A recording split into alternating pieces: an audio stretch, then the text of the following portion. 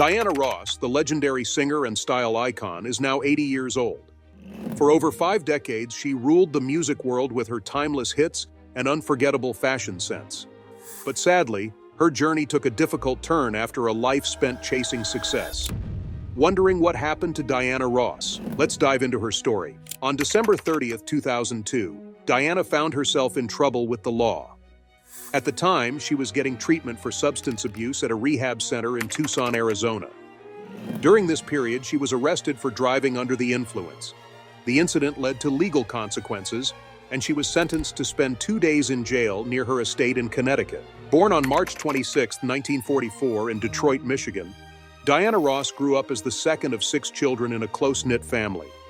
Her parents, Ernestine and Fred Ross Sr., originally planned to name her Diane, but a typo on her birth certificate officially made her Diana. Despite that, her family and friends in Detroit always called her Diane. She was raised in a Baptist household alongside her siblings, 2 sisters, Barbara and Rita, and 3 brothers, Arthur, Fred Jr., and Wilbert, affectionately known as Chico. The family lived at 635 Belmont Street in Detroit's North End, not far from Highland Park. Fun fact, their neighbor was none other than Smokey Robinson. However, life wasn't always smooth. When Diana was just 7 years old, her mother fell seriously ill with tuberculosis. To help her recover, Diana and her siblings were sent to live with their maternal grandparents, Reverend William Moten and his wife, in Bessemer, Alabama. Thankfully, after her mother recovered, the family reunited in Detroit, where Diana's incredible journey into entertainment would soon take off. In 1958, on her 14th birthday, the Ross family moved to the Brewster Douglas Housing Projects, a working-class neighborhood in Detroit. They settled on St. Antoine Street, and Diana continued her education at Cass Technical High School, a prestigious college prep school in downtown Detroit. It was here that her journey to stardom truly began. When Diana Ross was a teenager, her big dream was to become a fashion designer. To chase this goal, she took all sorts of classes at Cass Tech, including clothing design, hat making, aka millinery, pattern making, and tailoring. But fashion wasn't her only interest. In her free time, she dabbled in modeling and even took cosmetology classes. Fun fact, Smokey Robinson, her neighbor and family friend, helped pay for some of these classes, a kind gesture that Diana would later reveal. Diana also stayed busy with school activities, joining the swim team and balancing her studies with part-time jobs. In 1960, she landed her first job as a busgirl at Hudson's, a famous department store in downtown Detroit. She made history there as the store's first African-American busgirl. On top of that, she earned extra cash by styling her neighbor's hair, showing off her creativity and hustle. Diana graduated from Cass Tech in January 1962, but by then, her path to superstardom had already begun. At just 15, back in 1958, she joined the Primettes, a sister group to a male vocal group called the Primes. It was Paul Williams, a member of the Primes, who spotted Diana's talent and introduced her to music manager Milton Jenkins. The group, made up of Diana, Florence Ballard, Mary Wilson, and Betty McGlown, Paul's girlfriend at the time, quickly started making waves. In 1960, they won a talent contest in Windsor, Ontario, which caught the attention of songwriter and Motown executive Robert Bateman. He invited them to audition for Motown Records. Diana also sought advice from her old neighbor and rumored childhood crush, Smokey Robinson. She wanted his help to audition for Motown, but Smokey had one condition. The group had to let him and the Miracles borrow their guitarist Marv Tarplin for a tour. The deal was struck, and soon, Diana and her group were on their way to making history in the music world. This arrangement worked out pretty well. Marv Tarplin ended up having a long and influential career with Smokey Robinson's band, which Diana Ross thought was a fair trade.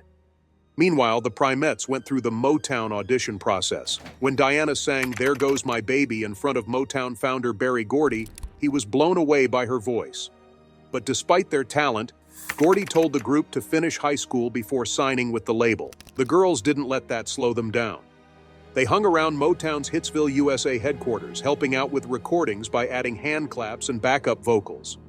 In 1960, they recorded 2 songs for Lupine Records, with Diana taking the lead on one. Diana also took on several behind-the-scenes roles for the group. She was their hairstylist, makeup artist, seamstress, and costume designer, showing off her multi-talented nature. Later that year, Barbara Martin joined the group, replacing Betty McGlown. With this new lineup, the Primettes got the chance to record at Hitsville Studios. Many of their early tracks, like Your Heart Belongs to Me and A Breathtaking Guy, were written by Smokey Robinson. While these songs gained regional popularity, they didn't break through nationally. In January 1961, Berry Gordy finally agreed to sign the group, but with one condition: they had to change their name. Florence Ballard chose the Supremes, reportedly because it was the only name on the list that didn't end with "ets." Diana wasn't thrilled, worried the name sounded like a male group, but Gordy stuck with it, and they officially became the Supremes on January 15, 1961. By 1963, after Barbara Martin left, the group became a trio, with Diana Ross stepping into the role of lead singer. Their big breakthrough came in 1964 with Where Did Our Love Go?, their first #1 hit. This kicked off an incredible run of success for the group. In 1965, Diana officially started using the name we all know her by, Diana, rather than her birth name, Diane. Around this time, she also began a romantic relationship with Motown CEO Berry Gordy. The relationship lasted several years and resulted in the birth of Diana's eldest daughter, Rhonda Suzanne Silberstein, in August 1971. Although Rhonda was raised by Diana's then-husband, music executive Robert Ellis Silberstein, Diana told her the truth about her biological father, Berry Gordy, when Rhonda turned 13. During her marriage to Robert Ellis Silberstein, Diana Ross's daughter Rhonda often referred to Berry Gordy as Uncle BB. Diana had 2 more children with Robert: Tracy Joy Silberstein, who later became known as Tracy Ellis Ross, born in 1972, and Chudney Lane Silberstein, born in 1975. Unfortunately, Diana and Robert divorced in 1977. In May 1970, Diana Ross kicked off her solo career with her debut self-titled album, which marked the start of an incredibly successful journey.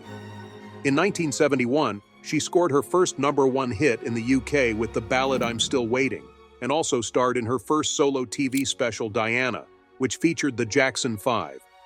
But Diana wasn't just about music. She also dipped her toes into acting. In 1972, she starred in her first film, Lady Sings the Blues, a loosely based biographical film about jazz legend Billie Holiday. Despite initial doubts about her taking on such an iconic role, Diana's performance was praised by critics, including jazz critic Leonard Feather, who admired her ability to capture the essence of Billie Holiday. Her role earned her Golden Globe and Academy Award nominations for Best Actress, and the film's soundtrack topped the Billboard 200, selling over 2 million copies. In November 1972, Diana sang When We Grow Up for the children's album Free to Be, You and Me. The following year, 1973, Diana released her second #1 hit in the US with Touch Me in the Morning. Later that year, she teamed up with fellow Motown star Marvin Gaye for a duet album, Diana and Marvin, which became an international hit. Diana also toured the world in 1973, making history as the first entertainer invited to the Imperial Palace in Japan for a private audience with Empress Nagako, wife of Emperor Hirohito. In April 1974, Diana made history again when she co-hosted the Academy Awards, becoming the first African-American woman to do so. She shared hosting duties with John Huston, Burt Reynolds, and David Niven. By 1976, Diana had released her fourth #1 solo hit, Love Hangover, a song that smoothly transitioned from a sultry ballad to a funky disco anthem. That same year, she launched her An Evening with Diana Ross tour, which was a massive success, including a 2-week engagement at Broadway's Palace Theater. The tour also led to an Emmy-nominated TV special, where Diana performed as legendary figures like Josephine Baker, Bessie Smith, and Ethel Waters. For her incredible performance, she received a special Tony Award. Diana's biggest success came in 1980 when she released a groundbreaking album that solidified her place as a music and entertainment legend. In 1980, Diana Ross dropped an album that featured hits like I'm Coming Out and Upside Down. These songs took the charts by storm and introduced her to a whole new generation of dance music fans. That same year, she teamed up with Lionel Richie for a duet ballad, Endless Love, which became her 6th and final song to hit #1 on the Billboard Hot 100. During this time, Diana was also in a relationship with Gene Simmons, the bassist and co-lead singer of the legendary band Kiss. Their romance lasted until 1983, and it all started after Cher, who was friends with both of them, suggested they get together.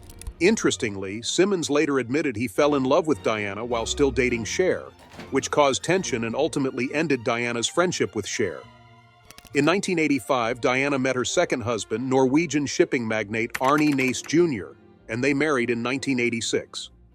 During their marriage, Diana became a stepmother to Arne's 3 children, Katinka, Christopher, and folk singer Leona Nace. The couple also had 2 sons together, Ross Arne and Evan Olav, born in 1987 and 1988. Unfortunately, their marriage ended in 2000 after it was revealed that Arne had fathered a child with another woman in Norway. Diana has always said Arne was the love of her life, and she maintained close relationships with his 3 children after their split. Diana's family continued to grow, and today she has 7 grandchildren. Her daughter Rhonda is the proud mother of her grandson, Rafe Hawk, who was born in 2009. In 1980, after more than 20 years with Motown, Diana Ross began looking for a change. She negotiated her departure and received a severance package of $250,000 from the label. RCA Records made her an incredible offer, a $20 million 7-year deal that gave her full creative control over her albums. Before making the move, Diana reportedly asked Motown's head, Berry Gordy, if he could match RCA's offer, but Gordy said it was impossible. So, Diana signed with RCA on May 20, 1981, in what would become one of the most expensive recording contracts ever. Her first album with RCA, Why Do Fools Fall in Love, came out in October 1981 and was a huge success, selling over 1 million copies.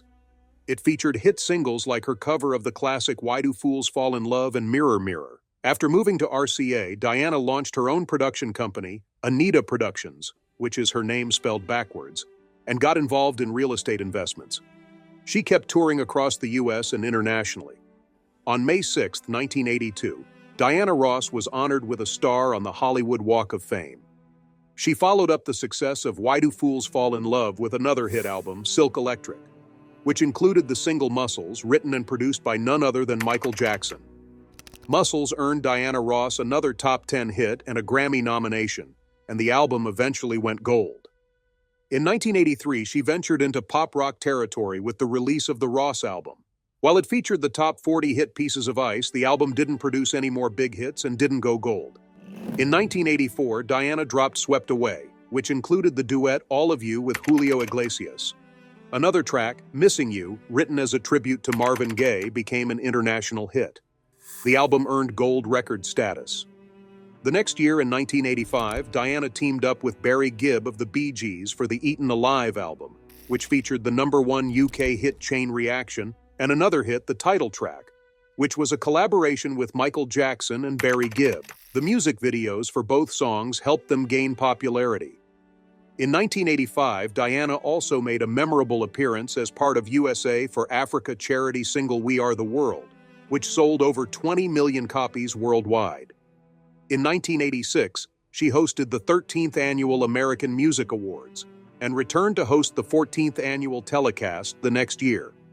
Diana made headlines again in May 2004 when she and her daughter, Tracy Ellis Ross, graced the cover of Essence magazine for the publication's 50th anniversary.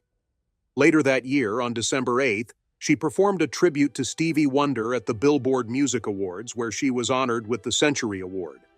In January 2005, Diana took part in the Tsunami Aid, a concert of hope, a TV concert raising funds for victims of the 2004 Indian Ocean earthquake. She also launched her MAC Icon makeup collection as part of the Beauty Giants Icon series. That same year, Diana teamed up with Rod Stewart for a duet of the Gershwin classic I've Got a Crush on You on his album Thanks for the Memory, The Great American Songbook Volume 4. The track was released as a promotional single and hit number 19 on the Billboard Hot Adult Contemporary chart. Diana also worked with Westlife on a cover of her 1991 hit, When You Tell Me That You Love Me, which reached number 2 on the UK singles chart and number 1 in Ireland. In 2005, Diana was honored as a guest at Oprah Winfrey's Legends Ball Weekend, which celebrated 25 African-American women in arts, entertainment, and civil rights. The weekend was later broadcast as a one-hour special on ABC. Diana's 2006 Central Park concert, For One and For All, earned the TV Land Awards Viewer's Choice for television's greatest music moment. In June 2006, Universal released her shelved 1972 Blue album, which peaked at number 2 on the Billboard Top Jazz Albums chart. Later that year, she released I Love You, her first studio album in 6 years. The album performed well, peaking at 32 on the Billboard 200 and 16 on the top R&B albums chart. In 2007, Diana Ross went on a world tour to promote I Love You. That same year, she received the BET Awards Lifetime Achievement Award and was honored at the Kennedy Center Honors. On August 28, 2008, Diana performed at the opening of the U.S. Open tennis tournament, paying tribute to Billie Jean King. She also headlined the 2008 Nobel Peace Prize concert in Oslo, Norway. In October 2009, Ross was the featured performer at the annual Simona in Rosso concert series at Gelredome Stadium in Arnhem, Netherlands. 2 years later, in 2010, she went on her first headlining tour in 3 years called the More Today Than Yesterday, The Greatest Hits Tour. This tour was dedicated to the memory of her late friend Michael Jackson and received rave reviews across the country. In 2011, Diana Ross was inducted into the Michigan Rock and Roll Legends Hall of Fame. The following year, in February 2012, she received her first Grammy Award for Lifetime Achievement and announced the nominees for Album of the Year. A DVD of her For One and For All concert in Central Park was released in May of that year. In December 2012, she performed at the White House's Christmas in Washington concert, with former President Barack Obama in attendance. This annual event was broadcast on TNT. In 2013, Diana completed tours in both South America and the United States. On July 3, 2014, she was awarded the Ella Fitzgerald Award for her contributions to contemporary jazz vocals at the Montreal International Jazz Festival. At the American Music Awards, which took place on November 20, 2014, Ross presented Taylor Swift with the Dick Clark Award for Excellence. This occasion took place later that year. During the year 2015, Diana Ross appeared in a cameo capacity in the music video for the song How to Live Alone by her son Evan Ross. Additionally, she began a short residency at the Venetian in Las Vegas, which was named the Essential Diana Ross. Some memories never fail after she began performing there. Diana Ross Sings Songs from the Wiz is an album that was published by Motown Universal on November 27, 2015. The album is composed of Ross's renditions of songs that were featured in the 1978 film The Wiz, in which she appeared alongside Michael Jackson, Nipsey Russell, Ted Ross, Richard Pryor, and Lena Horne. The In the Name of Love tour, which she had begun in 2013, was brought back to life by her in February of 2016. On November 22, 2016, President Obama presented Ross with the Presidential Medal of Freedom during his inaugural address. Billboard magazine published a ranking of Diana Ross as the 51st most successful dance club performer of all time later that year. At the Essence Festival in New Orleans, which took place on June 30, 2017, Diana Ross was the headlining act, and her daughter, Rhonda Ross Kendrick, was the opening act. In the latter part of that year, on November 19, 2017, Ross was honored with the American Music Awards Lifetime Achievement Award and sang a number of her most famous singles. Her concert came to a close with the song Ain't No Mountain High Enough, during which she invited all of her grandchildren to join her on stage. Her grandson, Henoch Emmanuel Kendrick, who is the son of Rhonda Ross Kendrick, provided a dancing performance that was so impressive that it stole the event. In addition, Diana was joined on stage by her children, their husbands, her first ex-husband Robert Ellis, Smokey Robinson, and Berry Gordy, the founder of Motown Records. Ross made an appearance on the Home Shopping Network in December of 2017 with the purpose of promoting her debut fragrance, which was called Diamond Diana. Within a few hours, the fragrance was completely sold out. In addition to the fragrance, a retrospective CD collection of her music was published under the name Diamond Diana. The album reached number 6 on the Billboard R&B Albums chart and number 5 on the Top Album Sales chart. On the Billboard Dance Club Songs chart, the first single from the album, which was a remix of Eric C.E.'s song Ain't No Mountain High Enough and was released in 2017, hit the top spot. The new mini-residency that Ross is participating in at Wynn Las Vegas started on February 8, 2018. With the release of I'm Coming Out Upside Down 2018, she proceeded to achieve success in the field of dance music, achieving yet another #1 hit on the top dance chart according to Billboard. For the Macy's Thanksgiving Day Parade, which took place on August 4, 2018, she gave a performance. By December of 2018, she has been listed by Billboard magazine as the third most successful dance club performer in the history of the industry.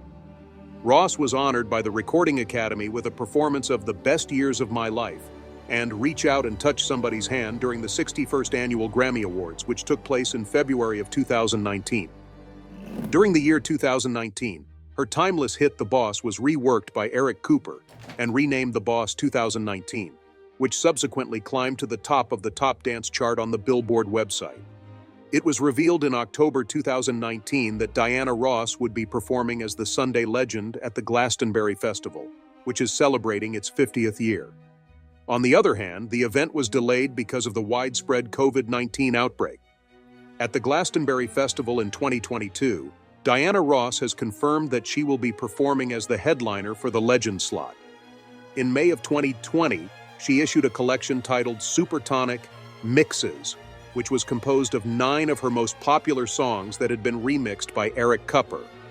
The inclusion of these remixes breathed new life into these legendary songs, making them more appealing to a new generation of listeners. In addition, Supertonic Mixes was made available on CD and vinyl LP in a crystal clear format in the month of July 2020. The psychedelic pop band Tame Impala and Ross worked together to create the song Turn Up the Sunshine, which was released by Ross in May of 2022.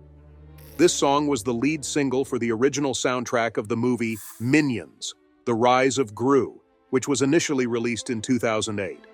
Turn Up the Sunshine added a contemporary twist to the album, which contained new renditions of legendary tunes from the 1970s by artists such as Brittany Howard, St. Vincent, and H.E.R., amongst others. On June 4, 2022, Diana Ross performed as the star finale act at the Platinum Party at the Palace, which was held to celebrate Queen Elizabeth II's Platinum Jubilee. At Cardiff Castle on June 10, 2022, she announced the beginning of the United Kingdom leg of her thank you tour, and she continued to amaze fans with her performance. It was on June 26th that she entered the stage at the Glastonbury Festival, when she captivated the audience with her performance that transcended time. It was in June of 2023 that Ross kicked up the Music Legacy Tour in the United States, which was a celebration of her most successful #1 hits. Her legacy as a famous artist is reaffirmed by the fact that this tour gives her fans the opportunity to experience her classic songs in person. It was reported in May 2023 that she would be performing at London's Royal Albert Hall on October 14th and 15th, further solidifying her position as an enduring musical icon with a global following.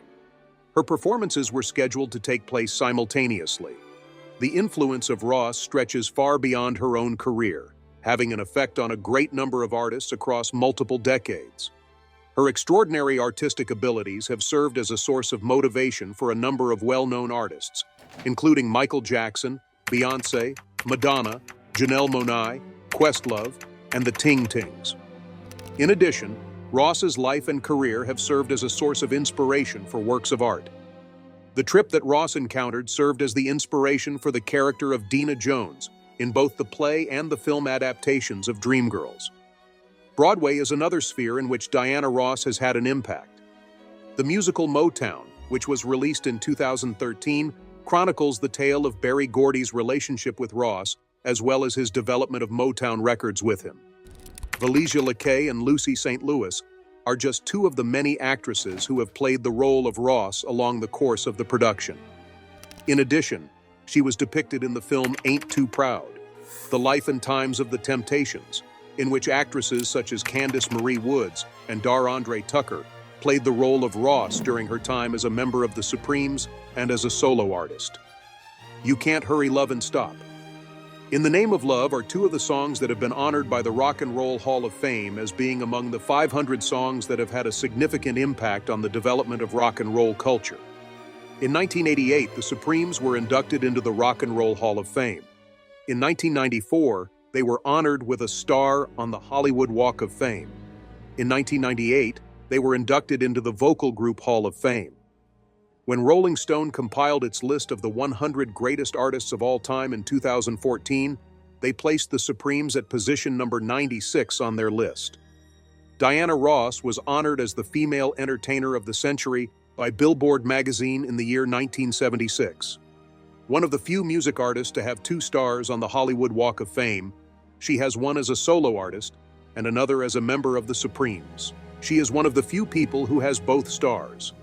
In 1986, the Diana Ross Playground was established in Central Park, New York, and a momentous opening ceremony was held to recognize her efforts.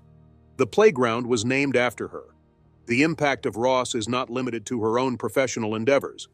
Her contributions were essential in bringing the Jackson 5 to the attention of the general public, which ultimately resulted in the release of Diana Ross Presents the Jackson 5. Her presentation as the group's discoverer became a component of Motown's marketing and promotional strategy, despite the fact that there were ambiguities over her discovery of the group. In addition, she remained a close friend of Michael Jackson, acting as a mother figure to him during their tight relationship. In honor of the great impact that Diana Ross had on the world, Kaufman Astoria Studios in Queens, New York, designated Studio 4 as the Diana Ross Building in the year 1985. Her participation on The Wiz was important in regaining the studio's prominence in the industry. At the Legends Ball, which was hosted by Oprah Winfrey in 2006, Diana Ross and 24 other African-American women were honored for their achievements in the fields of art, entertainment, and civil rights. At the same time as Dusty Springfield, Aretha Franklin, Martha Reeves, and Dionne Warwick were recognized as the 5 mighty pop divas of the 1960s, Diana Ross was also included on the list. As a further demonstration of the ongoing influence that Diana Ross has had on the world of music, Rolling Stone magazine placed her as the 87th greatest vocalist of all time in the year 2023. Fans and other artists alike continue to honor and respect her legacy and influence. Her legacy and influence continue to be acknowledged.